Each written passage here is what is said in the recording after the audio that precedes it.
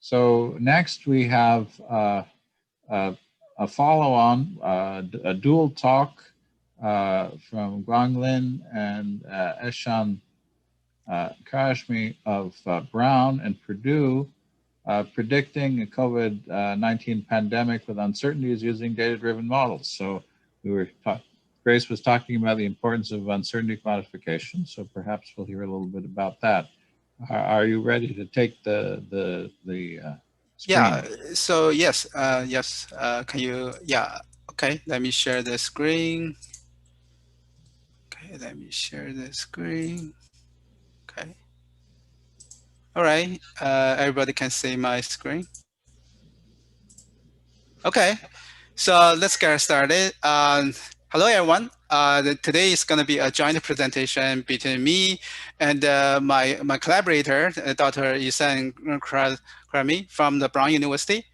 So my name is Guang Lin. So I'm also one of the subgroup leads. So I'm from Purdue University. I'm an associate professor at the Math and also the School of Mechanical Engineering and also Statistics and also the Director of Data Science Consulting Service. Today, I'm going to talk about the predicting the COVID-19 pandemic with uncertainties using trustworthy data-driven SER models. So first, let's look at here. I basically want to develop a general framework for building a trustworthy data-driven epidemiological model. So the basic idea is we first, based on the disease, the characteristic, want to build this model, SER-based model. Then we're gonna look at which kind of data we can obtain. Is a data acquisition step. We find the available data. Then we also try to look for the events, timelines, so that we can develop a localized model. The following, then we're gonna look into prior identifiability, try to look into which kind of parameter we need to fit, which one we can biologically determine. Then the next step is we want to do some sensitivity analysis, try to identify which model parameter play more important role than the others. And then we can identify the important parameter, then we go to this Bayesian model calibration to calibrate that critical parameters.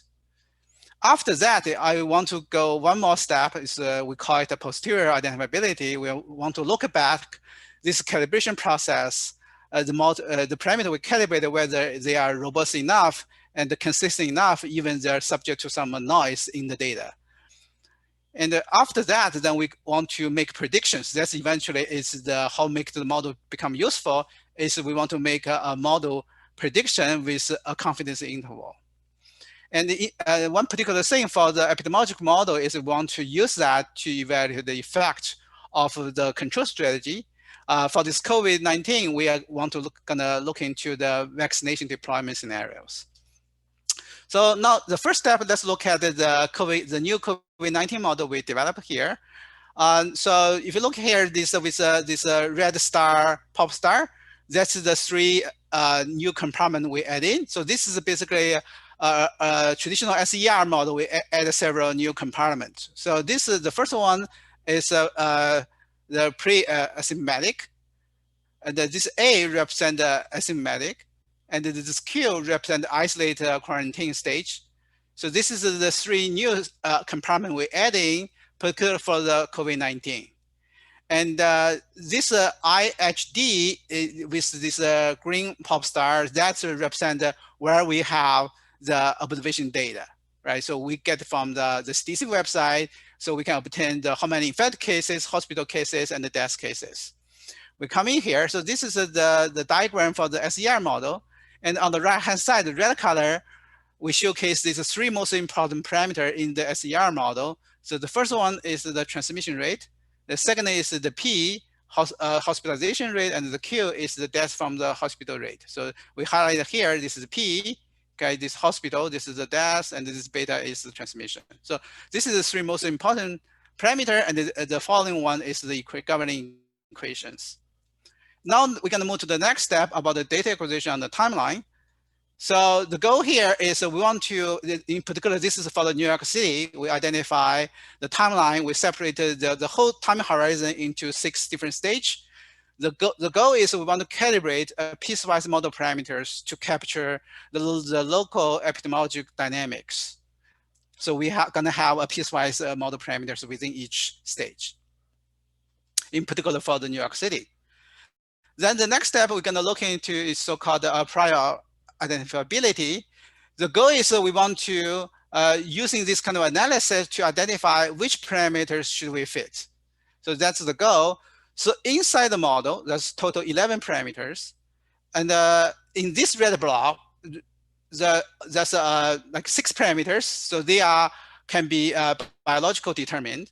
Then we left with 5 parameters. So this is 5 epsilon, delta, beta, PQ.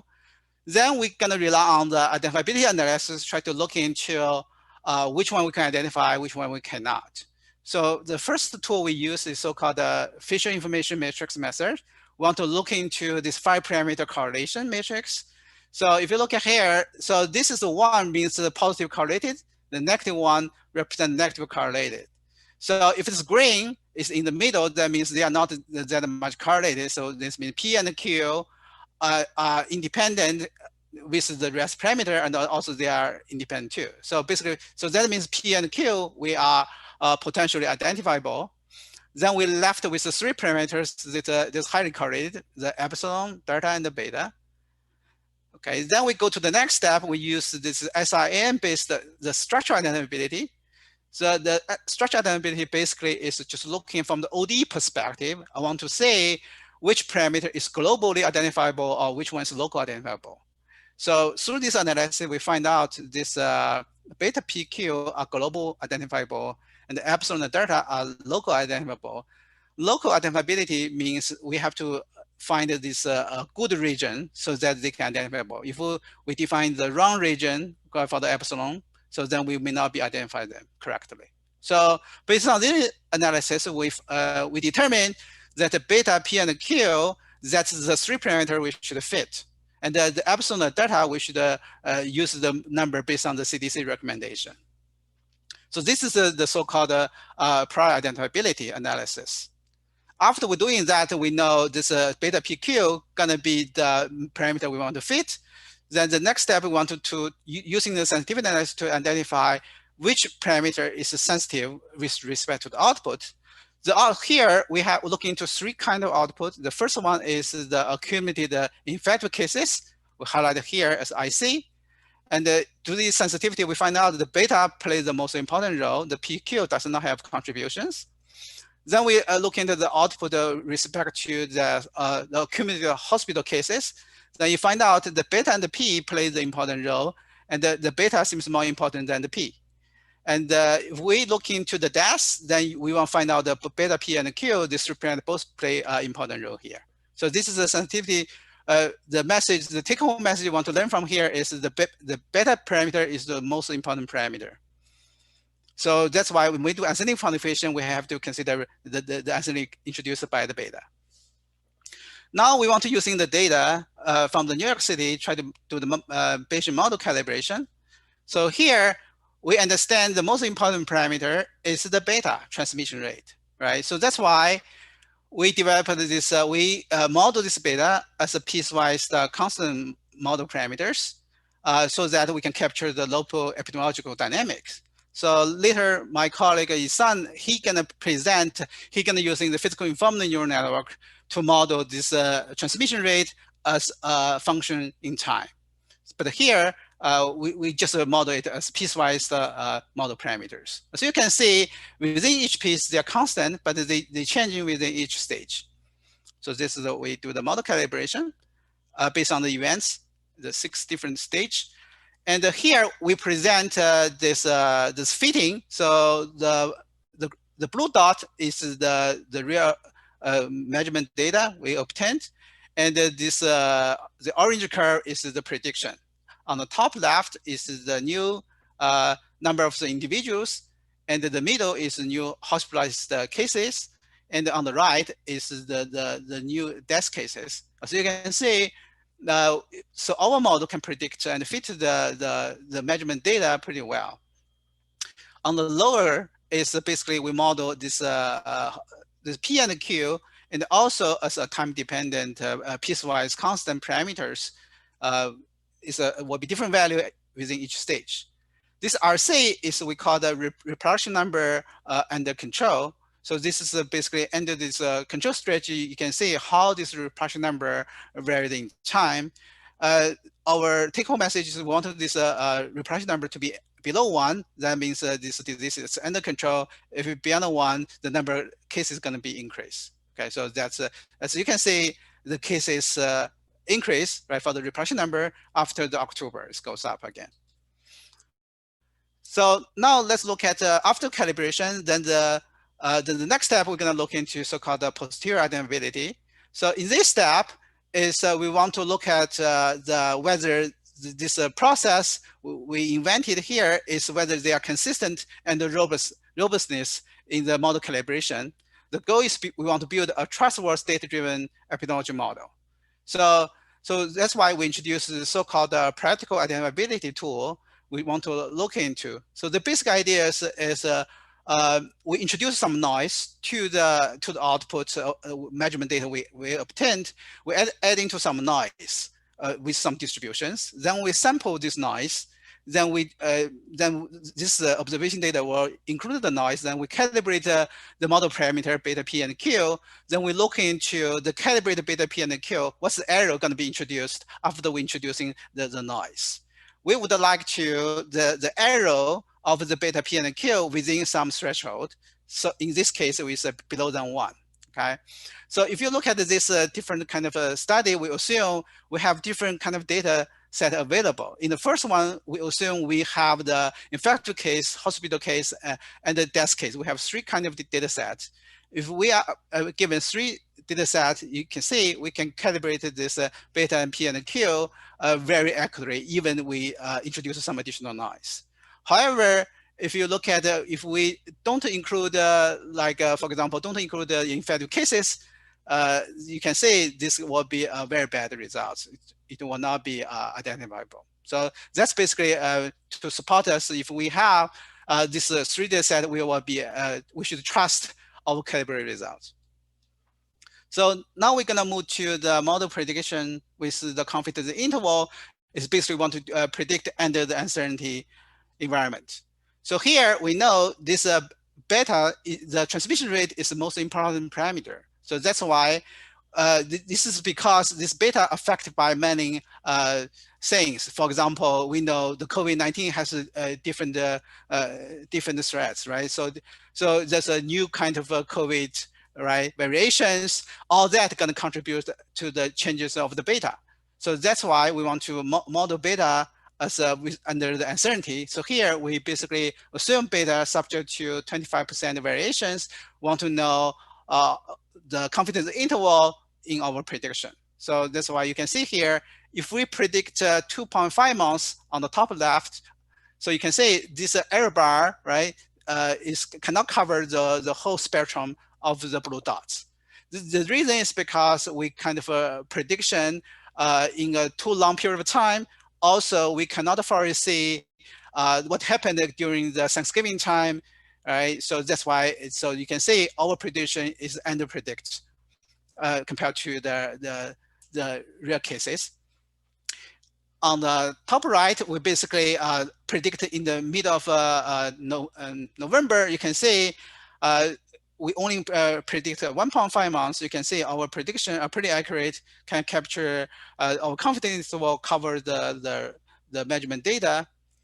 In the lower 2 plot, we basically is to study 2 kind of scenarios of prediction. Left scenario is we continue basically New York City indoor dining policy. We allow people to do the indoor dining. So you can see these cases will increase dramatically. On the right, if we apply this no indoor dining policy, right? So you can see this mean prediction gonna be a drop. Also, this error bar will also drop as well. So you can see the effective of if we apply the no indoor dining policy. So finally, we're gonna evaluate the effect of the vaccine deployment because we talk about the different kind of deployment scenario, want to how much it's gonna affect us, right?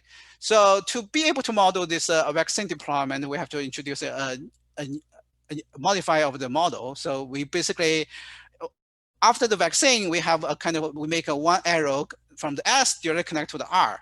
So this little V I highlighted here is the daily vaccine rate, right? So if if we increase in the V, we basically take more population from the S, we move it to the R. Okay, so that's how we model the effect of the vaccine. Let's look at it here. This is basically the prediction and how the vaccine gonna affect us. So the red circle represent we allow indoor dining policy, and but we change in the different number of daily vaccines. And the low red one represent that we have the highest number of the daily vaccine with 16,000. You can see we do be able to dramatically reduce the number of the individuals, right, dramatically if we increasing the daily vaccines. But if you look at this green circle, the green circle represents if we apply the no indoor dining policy combined with the vaccine, okay? So the two kind of strategy, we put them together, you can say we do be able to reduce the number of cases dramatically here. So I can say it's a big difference, right? Compared to you allow the indoor dining and there's no indoor dining, right? It's very different. So now I'm gonna transfer my floor to Dr. Ehsan. So he's gonna present about this physical informed neural network. Ehsan, that's yours. All right, thank you very much. So I want to jump in. Yeah. I want to jump in. How many slides do you have? We only have 5. Yeah, I know we are over time a little. You may run well because we have a hard cutoff at 4. Yeah, we definitely gonna finish it at the 4. We definitely gonna finish it. If you would prefer to have a little more time and present the second part another day, that's an option. I think I can make it very quick. I don't have I don't have a lot of slides. That's fine. Yeah. Thank you. Okay. All right. Sure. So hello everybody. I'm Lin Kharazmi from Crunch Group at Brown University. I will talk about physics-informed neural networks, or PINNs, which would integrate the machine learning algorithms to the biological model that we have. So PINNs are powerful and flexible computational tools that we use here to study the model uncertainty by considering several different models. It incorporates the data with very accurate fitting and encodes the mathematical model to infer the model parameters and discover the unobserved dynamics. So in the next slide, in particular, we can consider several different epidemiological models, from simple to complex ones with several different compartments. For example, we can simplify the model 3, the one that Professor Lin just discussed in the first part of the talk, by removing the Q and P compartments to simplify to get model 2 and model 3. I will show later other models that we also consider in this study. So in general, the structure of PINNs shown in the lower figure, so in general, the structure of PINNs, which I show here, we can see that it encodes the corresponding OD of each model that we consider into the network.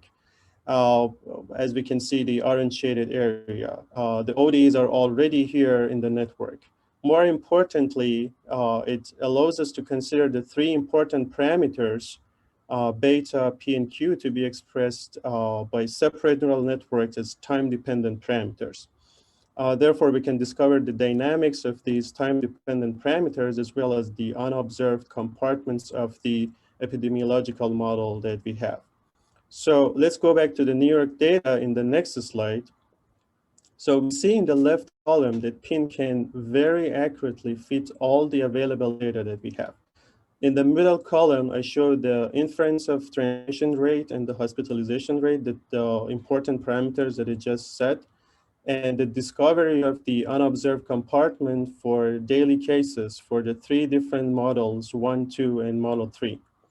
And we can also predict the dynamics in future for each model to see how the dynamics evolve in time.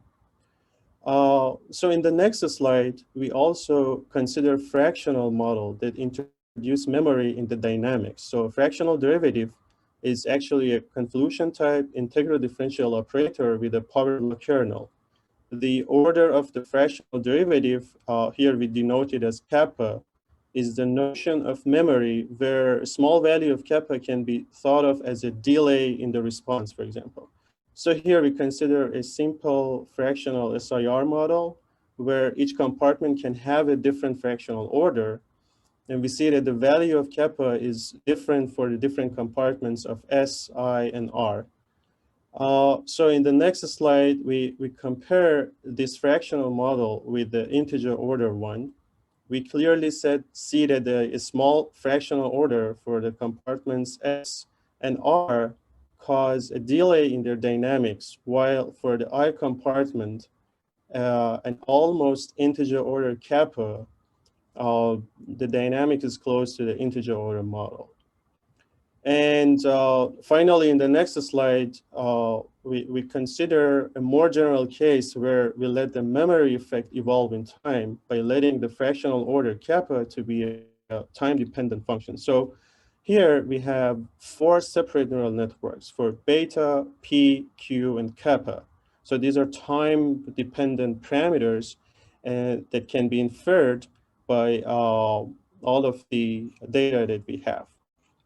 So we can also do prediction after we infer these time-dependent parameters. So we actually have a flexible computational tool that can encode several different models and then crunch the data that we have and then discover the unobserved dynamics and infer the parameters and then predict in the future. So I think because we were a little bit over time, so I'll just, in the next slide, show the summary and stop the talk here. Thank you very much. Yeah.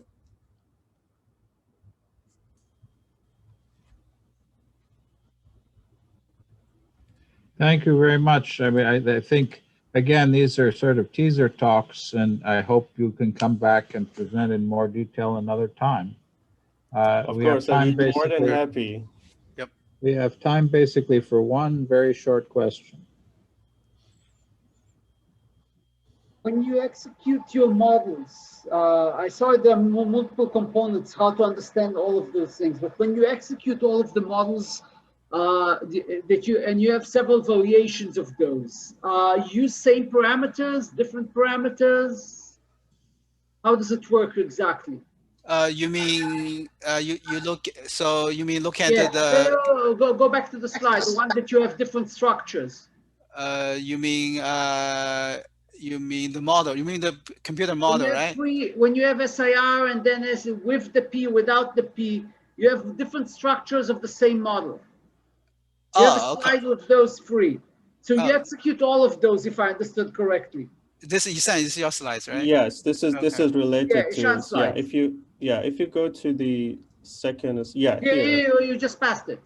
Yeah, go back to the this one, right? So here I show that the computational tool that we have here, which integrate the machine learning algorithm, specifically the physics-informed neural network, it has the ability to encode several different models that we have. Like, for example, we can consider model 1, can consider either model 1, model 2, or model 3, and we crunch the data and solve the ODE, and then discover the dynamics. So this is, here, we're gonna have to discuss with other people, with experts, which model is the best to consider. So, but once we have the model, we can crunch the data, we can discover the unobserved compartments, and then we say that, all right, so this is the analysis that we have. Is it meaningful? Is it not meaningful? So basically, this is a powerful yet flexible computational tool that can incorporate and encode all of these different models, like local models and local models, and then very efficiently and accurately fit the data, infer the parameters, and then do the prediction in time. Okay, we'll have to talk more offline. Sure. Okay, thank you very much. That was wonderful. I wish we had, every time we do these mini seminars, I wish we had more time to go over them. So I hope maybe some people can invite you to give a full-scale seminar on these issues and we really appreciate it. I'm sure that was valuable to many people. It was very germane to things we were discussing in one of the subgroups earlier today. Very, very helpful. We wanted to draw attention to the NIH COVID resources page on the IMAG wiki. Grace talked about that earlier. Please do help update that and make your materials available there.